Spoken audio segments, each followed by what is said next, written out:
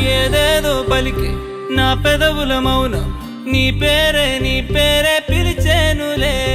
నీ పిచ్చితోనే అల్లాడే ప్రాణం నిన్నేలే